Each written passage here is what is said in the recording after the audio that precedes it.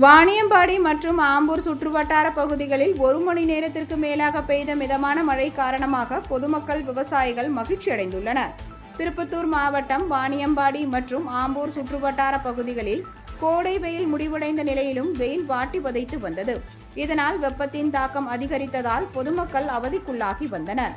இதனிடையே வேலூர், ராணிப்பேட்டை, திருப்பத்தூர், திருவண்ணாமலை, தஞ்சாவூர், திருவாரூர் ஆகிய மாவட்டங்களில் மழைக்கு வாய்ப்புள்ளதாக வானிலை ஆய்வு மையம் தெரிவித்திருந்தது.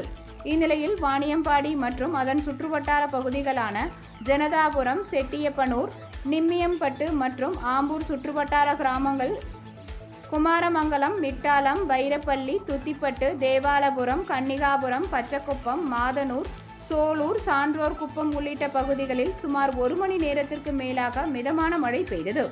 இதனால் வெப்பம் தணிந்து குளிர்ந்த சூழல் நிலவியதால் பொதுமக்கள் மற்றும் விவசாயிகள் மகிழ்ச்சியடைந்தனர்.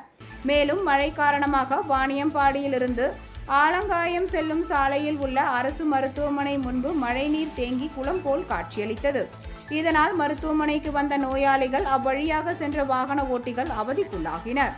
இதேபோல் கள்ளக்குறிச்சி மாவட்டம் சங்கராபுரம் மற்றும் அதன் சுற்றுவட்டார கிராமங்களான பூட்டை, அரசம்பட்டு, குளத்தூர், செம்பராம்பட்டு, தேவபாண்டாலம், சோழம்பட்டு, விரியூர் உள்ளிட்ட இடங்களில் 1 மணி நேரத்திற்கு மேலாக கனமழை பெய்தது.